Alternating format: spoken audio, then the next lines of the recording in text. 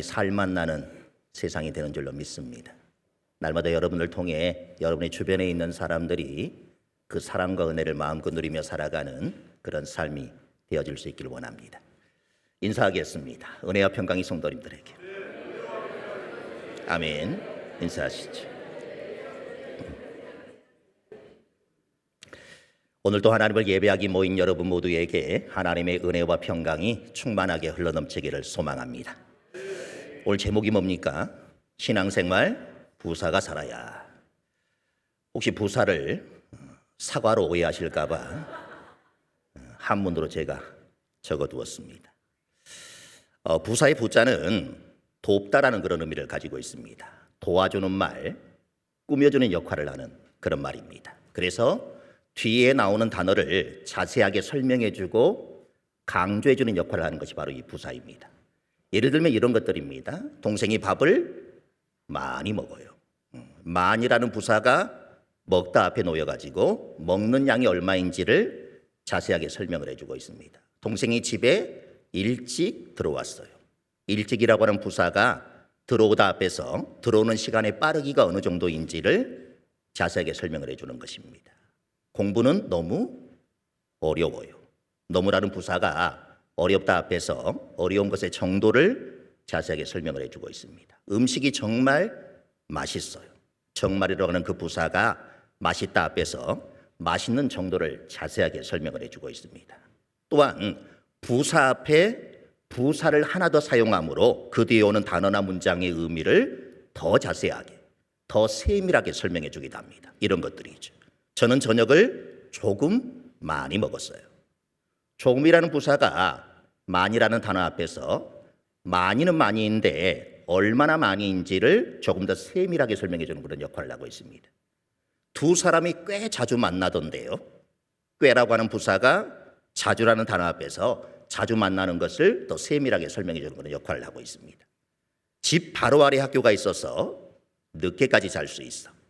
바로라는 부사가 아래라는 그런 단어 앞에서 위치의 범위를 조금 더 자세하게 설명을 해주고 있습니다. 사랑과 우정 중에서 단 하나만 선택할 수 있다면, 단이라고 하는 부사가 하나라고 하는 단어 앞에서 다른 예외 없이 오직 하나라는 것을 더 자세하게 설명을 해주는 것입니다. 부사가 없는 삶은 없다, 이런 책이 있습니다. 대체로, 너무, 아무리, 하필, 자꾸 우리 삶에 일어나는 일들을 꾸며주는 이런 부사를 사용해서 인생의 여러 가지 이야기를 기록한 그런 책입니다.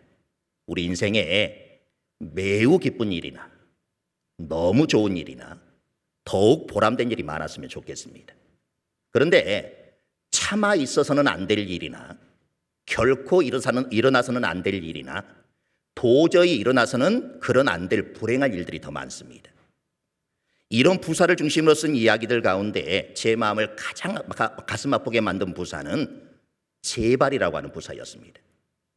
한 아기가 심장 부정맥으로 응급실에 실려와서 전기 충격으로 치료를 하는데 잘 되지가 않는 것입니다. 아이의 부모나 그를 지켜보는 사람들이 이구동성으로 제발을 외칩니다. 제발 이 아이의 심장이 회복되게 해주세요. 그리고 작가는 이렇게 글을 끝맺습니다. 제발 신이시여, 제발 모든 이의 생을 지켜주소서. 생사의 기로에 선 사람들에게 제발이란 단어는 정말 가슴 아픈 그런 단어입니다. 인간의 힘으로는 어찌할 수 없는 바람이 이루어지기를 간절히 간구할 때 우리는 제발 이런 단어를 쓰는 것입니다. 또는 이런 비극적인 불행이 닥치지 않도록 간구할 때 우리는 제발이라고 합니다. 우리 가슴을 태우는 제발이라는 간절한 소망은 차라리 없었으면 좋겠습니다. 제발이라는 호소가 여러분의 삶에는 없었으면 좋겠습니다. 성경 안에는 수많은 부사들이 있습니다. 어떤 분은 2000여 가지가 된다, 이렇게 말합니다. 혹시 신앙생활을 하긴 하는데 신앙생활이 피곤하다거나 교회를 다녀도 기쁨이 없고 예배를 드려도 감동도 없고 자꾸 신앙생활에 갈등만 일어나고 자꾸 가라앉게 된다면 그것은 부사가 병들었거나 죽어있기 때문에 그렇습니다. 오늘 우리 신앙생활에 이 부사가 살아나지 않으면 우리의 신앙생활은 결코 강해질 수가 없고 하나님의 은혜를 누릴 수가 없습니다. 그래서 부사가 살아나야 하는 것입니다. 2000여 개를 다 말씀드릴 수는 없습니다. 몇 날 며칠을 얘기해도 다 할 수 없는 그런 많은 양이기 때문에 오늘 6개의 부사를 여러분들에게 소개할 텐데 이 6개의 부사만 살리게 되어지면 성경에 나와 있는 그 무한한 부사가 다 연관이 되어져 있음을 우리는 알 수가 있습니다. 자, 첫 번째 부사는 먼저라고 하는 부사입니다. 먼저는 시간적인 순서가 앞서는 것 또는 더 중요한 것, 모든 면에서 다른 것에 우선되는 것을 말합니다. 다른 어떤 일보다 우선하여 해라, 이런 뜻입니다. 마태복음 6장 33절을 읽어보겠습니다. 그런즉 너희는 먼저 그의 나라와 그의 의를 구하라. 그리하면 이 모든 것을 너희에게 더하시리라. 여기 그런즉이라는 말은 바로 앞절의 말씀과 관련이 있는 그런 말씀이라는 것입니다. 바로 앞절인 31절, 32절에 이렇게 말씀하셨습니다. 그러므로 염려하여 이르기를 무엇을 먹을까, 무엇을 마실까, 무엇을 입을까지 말라. 이는 다 이방인들이 구하는 것이라. 너희 하늘 아버지께서 이 모든 것이 너희에게 있어야 할 줄을 아시느니라. 이 세상의 사람들은 무엇을 먹을까, 무엇을 마실까, 무엇을 입을까 염려한다는 것입니다. 이렇게 염려하는 것은 이방인들, 즉 하나님을 알지도 믿지도 못하는 이 세상 사람들의 염려라고 하는 것입니다. 그러나 우리 성도들은 우리 하늘 아버지께서 이런 모든 것들이 우리에게 있어야 할 줄을 아시고 다 공급해 주시기 때문에 이방인들처럼 그런 염려를 할 필요가 없다는 것입니다. 그러므로 우리는 그런 염려를 하지 말고 먼저 그의 나라와 그의 의를 구해야 한다는 것입니다. 그 나라와 그 의를 구하는 것이 제일 먼저 우선이 되어야 한다는 그런 뜻입니다. 그러면 그의 나라, 하나님의 나라를 구하라는 것은 무슨 뜻이겠습니까? 하나님의 통치, 하나님의 다스림을 구하라는 그런 말입니다. 그리스도인은 부와 명예와 출세와 성공을 구하기 전에 무엇보다 하나님의 나라를 구해야 한다는 것입니다. 왜 그렇게 살아야 합니까? 그렇게 묻는 우리에게 요한일서 4장 19절은 이렇게 대답을 해줍니다. 읽어보겠습니다. 우리가 사랑함은 그가 먼저 우리를 사랑하셨습니다. 왜 그렇게 사랑해야 되느냐? 왜 먼저 하나님의 나라를 구해야 되느냐? 이렇게 묻는 우리에게 하나님께서 먼저 그렇게 해주셨기 때문이라 이렇게 말씀하는 것입니다. 그런데 우리가 이 세상에 사는 한 하나님의 나라와 그 의를 구하기보다는 이 세상의 재물과 이 세상에 필요한 것들을 먼저 구하면서 살 수밖에 없는 것입니다. 우리가 말은 하나님의 나라를 우선순위에 두고 하나님의 말씀에 순종하면서 산다고 하지만 실제적으로 하나님보다 세상 것에 대해서 더 신경을 쓸 수밖에 없을 것입니다. 우리는 영적인 복, 신령한 복이 얼마나 소중하고 귀한 것인 줄 압니다. 세상의 것들은 잠시 잠깐이고 영적인 복은 영원한 것인 줄 잘 알고 있습니다. 재물과 하나님을 겸하여 섬길 수 없다는 것도 잘 압니다. 하나님 나라를 최우선순위에 두고 그렇게 살아야 된다는 것도 잘 알고 있습니다.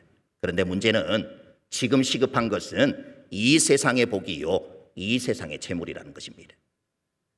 지금 먹을 것이 없어서 죽게 생겼는데 언제 있을지도 모르는 하나님의 나라를 위해서 먼저 우선순위를 두고 사는 것은 참 어려운 것입니다. 그래서 많은 사람들이 세상의 복을 추구하면서 세상의 복을 얻기 위해 하나님을 찾습니다. 세상에서 잘 되기를 위해 기도하고 세상에서 잘 되기를 위해 신앙생활을 합니다. 그러나 예수님께서는 먼저 그의 나라와 그의 의를 구하라고 하셨습니다. 신령한 복, 하늘에 속한 복을 먼저 사모하고 추구하면서 살라고 말씀하시는 것입니다. 그렇게 할 때 하나님께서 우리에게 이 모든 것들을 더하여 주시겠다 이렇게 약속을 하십니다. 현대 성경에서는 이 말씀을 너희에게 덤으로 주실 것이다 이렇게 번역을 했습니다. 우리가 물질적인 것을 추구하지 않고 이 세상의 행복을 추구하지 않고 먼저 하나님의 나라와 그 의를 구하면 우리에게 필요한 모든 것들도 덤으로 주시겠다라고 말씀하시는 것입니다. 건강의 복, 장수의 복, 재물의 복, 서로 사랑하면서 사는 복, 가족들 간의 행복, 성공적인 삶, 이런 세상적인 복들도 먼저 그의 나라와 그의 의를 추구함으로 받게 된다고 말씀하시는 것입니다. 두 번째 부사는 항상이라고 하는 부사입니다. 항상이라는 말은 일관성을 의미합니다. 데살로니가전서 5장 16절부터 18절까지 읽어보겠습니다. 항상 기뻐하라. 쉬지 말고 기도하라. 범사에 감사하라. 이것이 그리스도 예수 안에서 너희를 향하신 하나님의 뜻이니라. 항상이라는 말은 언제든지 어디서든지 무슨 일을 만나든지입니다. 건강할 때나 병들었을 때나 돈이 있을 때나 없을 때나 좋은 일이 있을 때나 문제가 생겼을 때라도 항상 기뻐하라는 것입니다.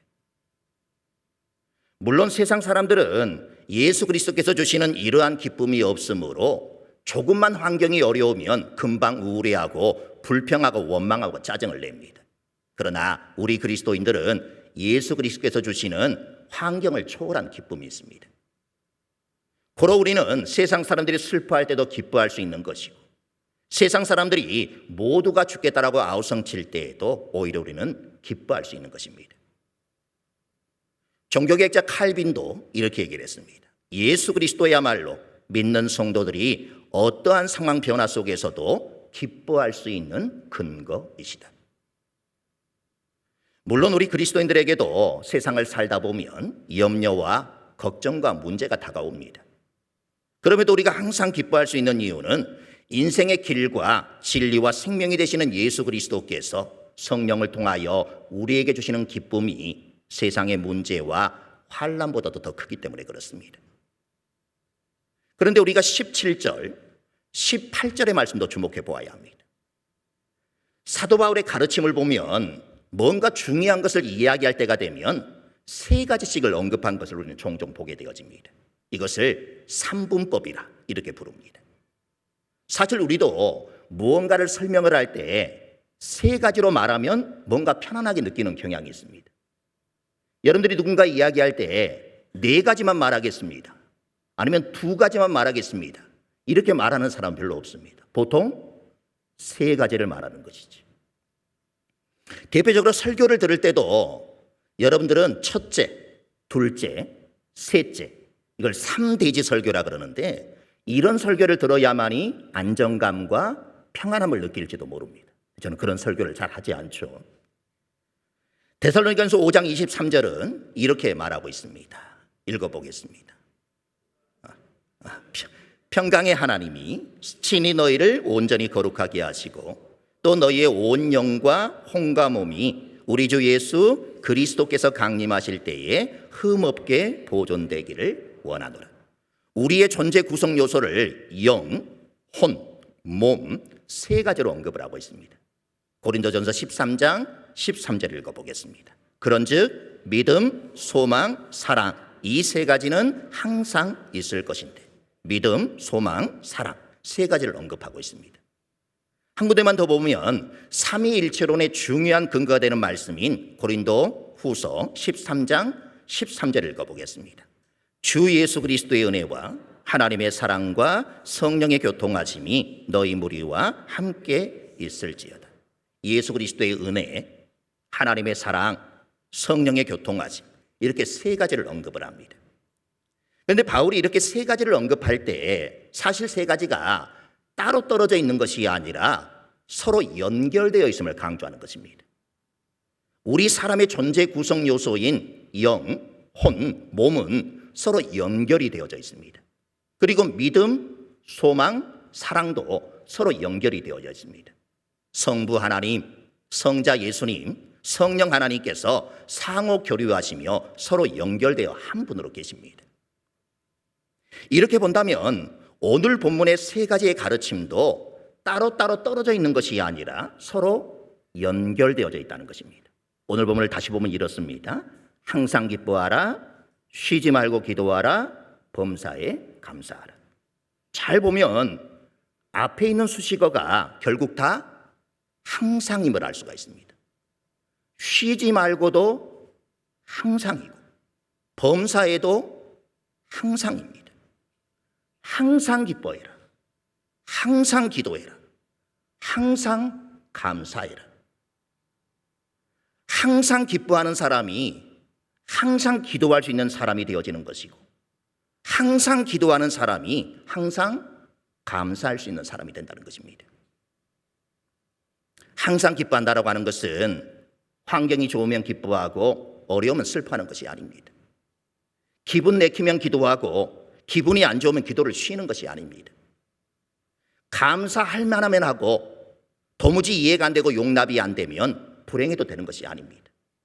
어떤 경우일지라도 우리는 항상 기뻐하고 항상 기도하며 항상 감사할 수 있어야 한다는 것입니다. 세 번째 부사는 더욱이라고 하는 부사입니다. 더욱은 수준을 높이는 것, 업그레이드하는 것입니다. 고린도전서 15장 58절 읽어보겠습니다. 그러므로 내 사랑하는 형제들아, 견실하며 흔들리지 말고 항상 주의 일에 더욱 힘쓰는 자들이 되라. 이는 너희 수고가 주 안에서 헛되지 않은 줄 알미라. 더욱의 의미는 풍부한, 많은, 넘치는 이런 의미입니다. 우리가 주의 일에 힘쓰는 것은 어떤 인간적인 한계성을 갖고 헌신하고 충성하는 것이 아니라 풍부하게 넘치도록 해야 한다는 것입니다. 내 기분이 좋지 않아도, 내 마음이 편치 않아도, 내가 하고 싶지 않아도 주님이 원하신다면 할 수 있어야 한다는 것입니다. 이것이 주의 일에 더욱 힘쓰는 성도의 기본 자세입니다. 주님의 일에 적당이라는 말은 통하지 않습니다. 세상 일이나 교회 일이나 적당주의가 남긴 결과가 얼마나 무서운 것인가를 우리는 역사에서도 잘 배울 수 있습니다. 주의 일에 더욱 힘쓰는 것은 했다가 안 했다가, 이랬다 저랬다 하지 말고 어제나 오늘이나 동일하게 변함없는 마음으로 수행할 수 있어야 한다는 것입니다. 시간이 흘러도 상황이 바뀌어도 주의 일에 힘써야 하는 것입니다. 마리아는 값비싼 향유를 예수님의 발에 부었습니다. 그래도 마리아의 마음은 부족하여 그 발에 눈물을 뿌렸습니다. 그래도 부족하다고 여겨져 자기의 머리를 풀어서 예수님의 발을 닦았습니다. 더욱 뿐이었습니다. 어제보다 오늘, 오늘보다 내일, 작년보다 올해, 올해보다 내년에 더욱더 애쓰고 힘써서 주의 일을 해야 하는 것입니다. 감 믿었을 때보다 집사가 되었을 때, 집사 때보다는 권사나 안수 집사가 되었을 때, 안수 집사가 되었을 때보다 장로가 되었을 때, 장로님들보다는 목사가 주의 일에 더욱더 힘써야 하는 것입니다. 신앙의 연조가 깊어가면 깊어갈수록 어린아이의 일을 버리고 성숙한 신앙인으로서 교회에 봉사해야 한다는 것입니다. 네 번째 부사는 함께라고 하는 부사입니다. 함께는 같이, 더불어 이런 뜻입니다. 사도행전 1장 4절을 같이 한번 읽어보겠습니다.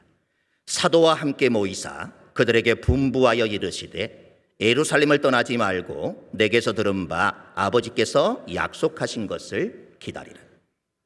사도와 함께 모이사, 이 짧은 한 단어를 통해서 우리는 교회란 과연 어떤 모임인가 하는가에 대한 아주 중요한 단서를 발견할 수가 있습니다. 교회는 분명히 사람들의 모임입니다. 사람들이 모여야 교회가 됩니다. 그런데 이 모임은 단순히 개 모임이나 친목 모임처럼 모이는 사람들이 자발적으로 모인 모임이 아니라 주님께서 모이게 하셔서 모여진 사람들의 모임이라는 것을 알 수가 있습니다. 이것을 분명히 하는 것이 아주 중요합니다. 이것이 분명하지 않은 사람은 자기도 모르게 교회를 무시하고 가볍게 생각하는 그런 잘못을 범할 수 있기 때문입니다. 예수님은 사람들을 모으셨습니다. 그리고 그 속에 예수님도 함께 하셨습니다. 그렇게 해서 모여진 사람들이 바로 교회인 것입니다. 주님을 구심점으로 해서 모임, 주님께서 모이게 하신 사람들의 모임, 그것이 바로 교회입니다.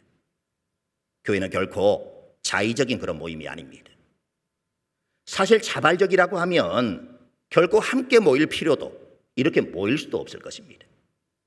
무엇보다도 제자들로 이루어진 초대교회가 이것을 분명하게 보여줍니다.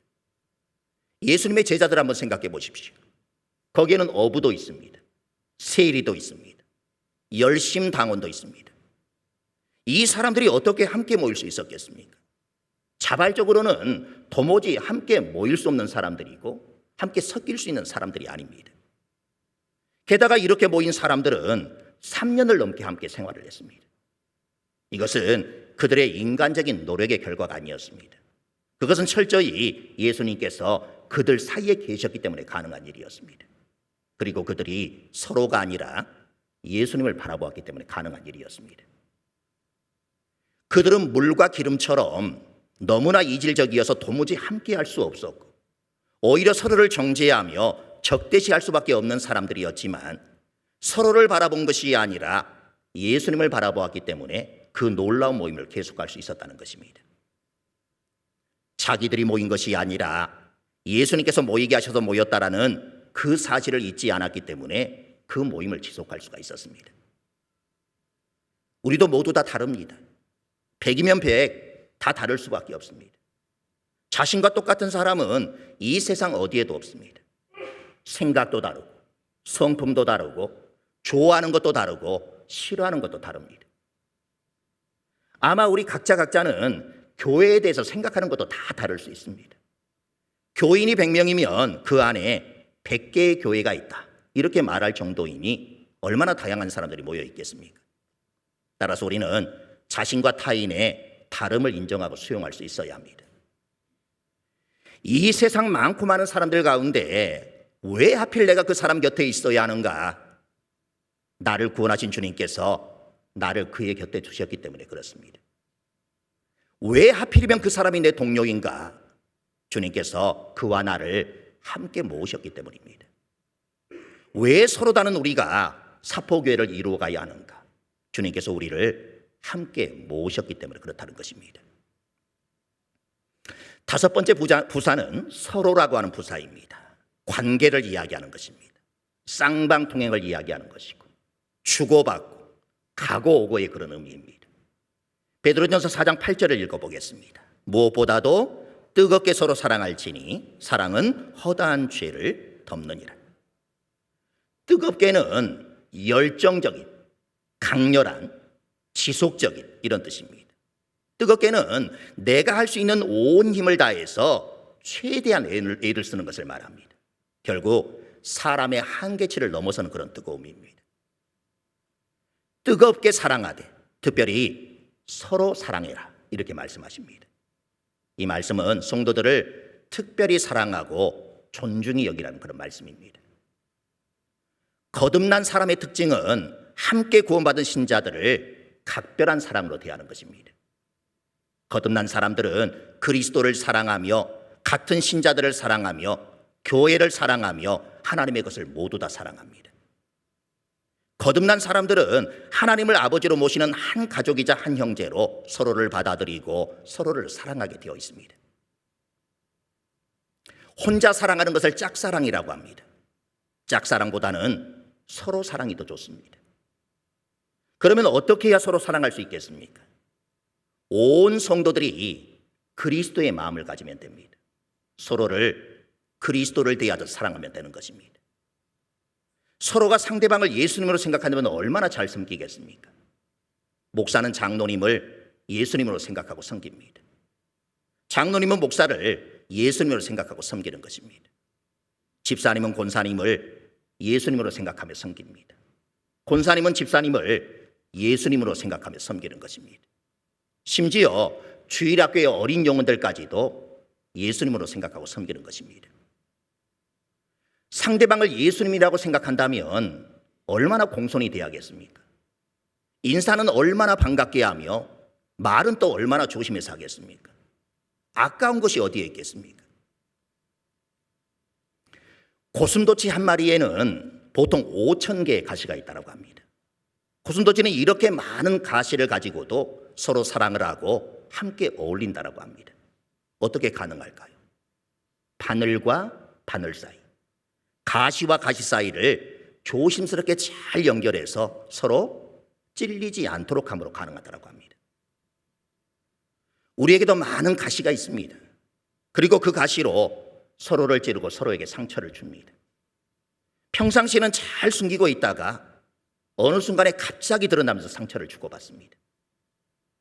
우리는 가까울수록 더 많은 아픔과 상처를 주고 받으면서 살아갑니다. 어떻게 하면 가시가 있더라도 서로 사랑하며 안아줄 수 있겠습니까? 고슴도치처럼 조심조심 서로를 살피고 아끼고 이해하며 아프지 않게 말하고 양보하면 되지 않겠습니까? 그러면 아픔을 안고도 서로 사랑할 수 있을 것입니다. 물론 쉽지 않은 그런 일입니다. 또 마음처럼 잘 되지 않을 수도 있습니다. 그러나 포기하지 않고 자꾸 시도하다 보면 분명 기대 이상의 결과로 보답받을 줄로 믿습니다. 마지막 6번째 부사는 많이라고 하는 부사입니다. 열매를 많이 맺어야 한다는 것입니다. 요한복음 15장 8절을 읽어보겠습니다. 너희가 열매를 많이 맺으면 내 아버지께서 영광을 받으실 것이요 너희는 내 제자가 되리라. 열매라는 단어는 결과, 결실이라는 그런 뜻입니다.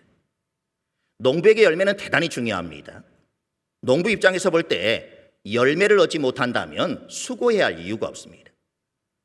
반면에 농부의 최고의 행복은 물어볼 필요도 없이 풍성한 수확을 거두는 것입니다. 우리가 진정으로 예수님을 따르기로 작정한 제자라면 우리 모두에게도 열매가 필요합니다. 조금도 아니고 많은 열매를 말씀하셨습니다. 그러면 하나님 아버지께는 영광이 되어지고 우리는 주님의 제자가 된다고 말씀하십니다. 주님의 제자라는 것은 예수님 당시의 12제자나 초대교회 당시 바울이나 바나바 그리고 디모데 같은 사람만 뜻하는 것이 아닙니다. 주님의 제자라는 것은 열매를 맺는 모든 사람에게 해당되어지는 그런 말씀입니다. 하나님 아버지께서 영광을 받으시는 것과 주님의 제자가 되는 것은 별개의 것이 아닙니다. 극상품 포도가 많이 붙어있는 사람일수록 하나님께 영광이 되어지는 것이고 극상품의 포도가 많이 붙어있는 사람일수록 주님의 제자가 되는 것입니다. 하나님께 영광 돌리는 삶을 살고 싶으십니까? 그러면 열매가 필요합니다. 많이 필요합니다. 진정으로 예수님을 따르는 제자가 되기를 원하십니까? 열매가 필요합니다. 많이 필요합니다. 성령과 동행하며 거룩과 진실함으로 살아가길 원하십니까? 그렇다면 열매가 필요합니다. 그것도 많이 필요합니다. 사랑하는 성도 여러분, 여러분의 신앙생활에 부사가 살아날 수 있길 바랍니다. 우선순위를 언제나 하나님 나라에 두고 일관성 있는 신앙생활을 통해 수준을 한 단계 한 단계 높여나갈 수 있길 바라며 함께 모여 서로 간의 아름다운 관계를 통해 풍성한 결실을 거둠으로 하나님께 영광이 되어지고 주님의 제자다운 제자들이 다 되시기를 간절히 소망합니다. 찬양하겠습니다.